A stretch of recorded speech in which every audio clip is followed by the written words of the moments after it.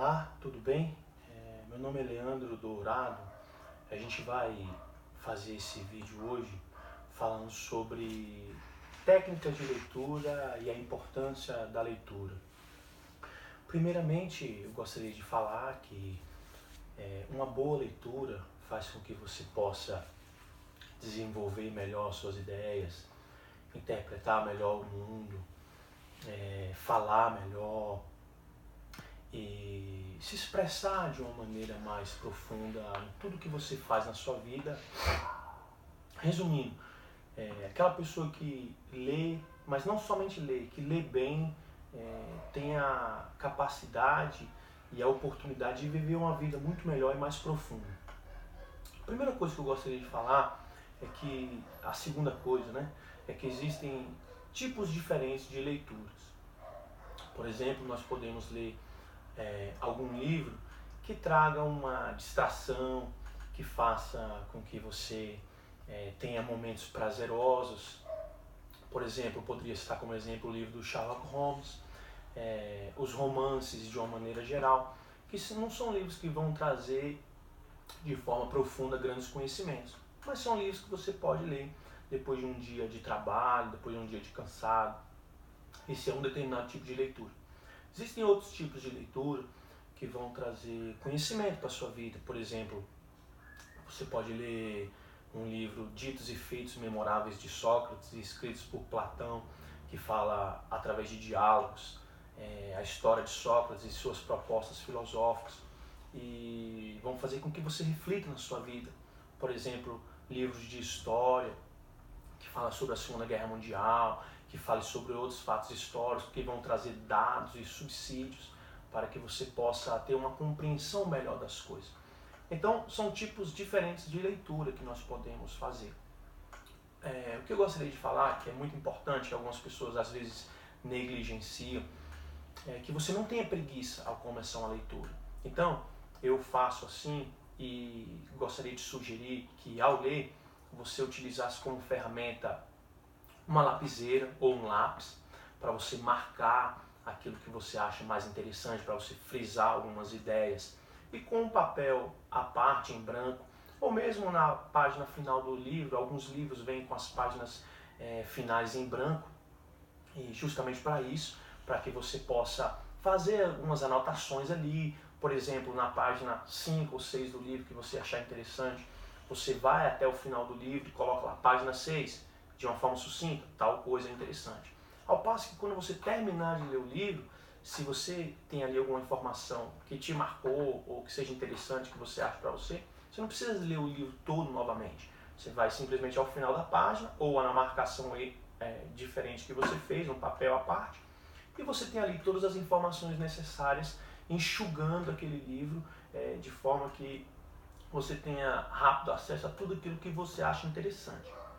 Então, algumas pessoas colocam, não marque o livro. Não, o livro é seu, compre um livro, tenha um livro para você, faça do livro um amigo seu que vai te ajudar a se tornar uma pessoa melhor, mais conhecedora da vida, do mundo, das coisas. Então, trate esse livro como se fosse um verdadeiro amigo seu. Então você faz ali anotações, alguma coisa que você achou interessante, algumas dúvidas, algumas coisas. Essa é uma coisa interessante. A outra coisa interessante é você estar sempre com um dicionário. Hoje, com o celular, você pode rapidamente buscar essa palavra, significado. Ou mesmo um dicionário tradicional. Busque as palavras. Vai ao final da página, faça um asterisco, coloque a palavra e o seu significado, e você, sem perceber, vai largando o conhecimento das palavras. Você vai se tornando uma pessoa que vai conhecendo profundamente as coisas. E à medida que você vai lendo, você vai compreendendo cada vez mais. Então, não tenha preguiça, tenha um dicionário, anote, busque técnicas de memorização. Por exemplo, uma data interessante, a título de exemplo. O grande escritor que nasceu na Escócia, em Edimburgo, Sir Arthur Conan Doyle, o grande criador do Sherlock Holmes, nasceu no dia 22 de maio de 1849. Então, à medida que você vai construindo esse pensamento, a mente funciona como gatilho. 22 de maio, tem alguma coisa, eu conheço alguém que nasceu em maio, eu posso fazer uma ligação, dia 22, 2 patinhos na lagoa, ou alguma coisa parecida. Você vai fazendo uma assimilação e você vai gravando datas históricas, acontecimentos. E ao passo que você vai adquirindo cada vez mais conhecimento, você vai vendo que você vê o mundo de outra forma. Você analisa as coisas de outra forma, não simplesmente de uma forma superficial. Outra dica muito importante, por exemplo, quando você for ler algum assunto que seja de grande vendagem para os livros, por exemplo, a Segunda Guerra Mundial, por exemplo, a história dos Estados Unidos, a história da Revolução Francesa, que você busque os principais autores que escreveram sobre aquele tema. Como são temas que vendem muito, tanto nas revistas quanto nos livros, existem muitas pessoas que escrevem que não têm um conhecimento profundo sobre aquilo. Então, quando você busca saber os principais autores dos temas, por exemplo, grandes historiadores como Eric Hobsbawm, como John Lee Anderson, como vários dentre outros, uma boa dica que para mim, que utilizo, tem um canal National Geographic, que ele tem um programa chamado Biography, que trata de biografia. Como é um programa muito respeitado, muito conhecido no mundo inteiro, eles vão atrás nas principais universidades do mundo, em Londres, em Paris, em Nova York, e dentre esses principais professores de história dessas universidades, eles vão buscar os principais livros. Então, quando você vê ali no Biography, nesse programa, ao final do programa, ele fala em qual autor ele se baseou, ou quais autores eles se basearam para utilizar e fazer aquele programa.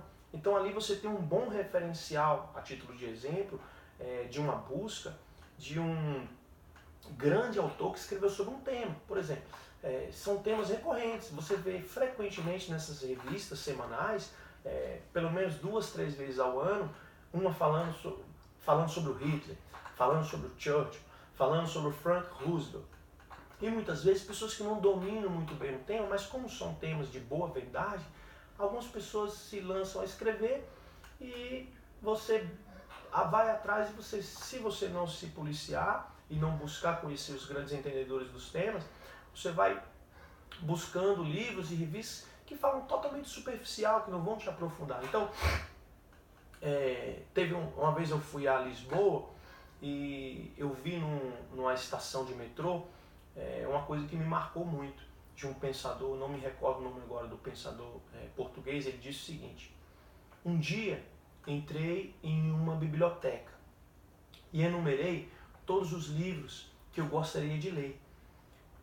Fiz os cálculos de quantos anos de vida eu tinha e cheguei à conclusão que eu não conseguiria ler todos os livros que eu gostaria até o fim da minha vida.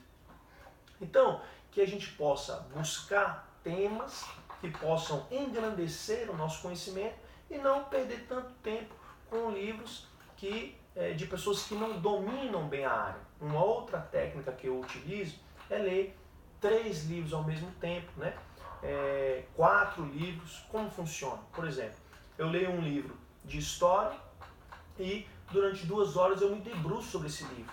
Coloco um mapa ao lado, vou lendo as grandes guerras, os grandes acontecimentos e vou verificando. Depois de 2 horas, eu deixo esse livro de lado, a minha mente arquiva aquele conhecimento e eu vou para outro livro. Por exemplo, um livro de sociologia, um livro de filosofia, ou mesmo um romance policial ou alguma coisa do tipo.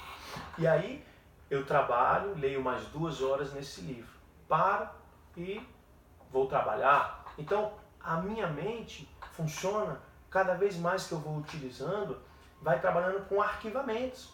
À medida que é um ótimo remédio para a falta de memória, contra o Alzheimer, você vai estimulando a sua mente a trabalhar de formas diferentes. Por que você tem que ler um livro? Quem disse isso? Você pode ler 4 livros, 2 horas você lê um, daqui a 2 horas durante 2 horas você lê outro livro. À noite, antes de dormir, uma leitura mais leve, para que você possa ter um sono mais tranquilo, uma leitura revigorante, para aqueles que gostam de um livro de autoajuda, que estimula a autoestima, algum livro dessa vertente. E você vai aos poucos vendo, adquirindo técnicas de leitura e vai lendo livros diferentes, e você vai ver que a sua mente vai ativar cada vez mais estímulos e vai guardar informações diferentes, e você vai ver que no final das contas você vai ganhar muito com isso. Fora que são prazeres que você tem. Primeiro, buscar um livro, né? Procurar na internet ou uma livraria, esse é um prazer. Segundo segundo prazer, você pegar esse livro, você sentir o cheiro do livro, manusear o livro. Terceiro, se você não tem uma biblioteca, arruma uma prateleira, coloca os livros, aquilo vai te causar uma satisfação. Você vai ver os seus livros, e à medida que você vai tendo conhecimento, você vai buscando os principais livros, vai fazendo sua própria biblioteca. Se você é pai, se você é mãe, já diz o grande ditado, um conselho convence, mas um exemplo arrasta. Se você quer preparar o seu filho para o mundo, para que ele possa adquirir grandes conhecimentos, tá aí os dados do IBGE que nos dizem, os tristes dados que nos dizem que mais da metade dos nossos jovens e das pessoas que frequentam as universidades são de analfabetos funcionais, ou seja, sabem escrever, né, o seu nome e outras coisas, sabem escrever, mas são incapazes de interpretar profundamente um texto. Leem coisas e não conseguem se aprofundar sobre aquilo, o que entenderam. Muito fruto de falta de leitura.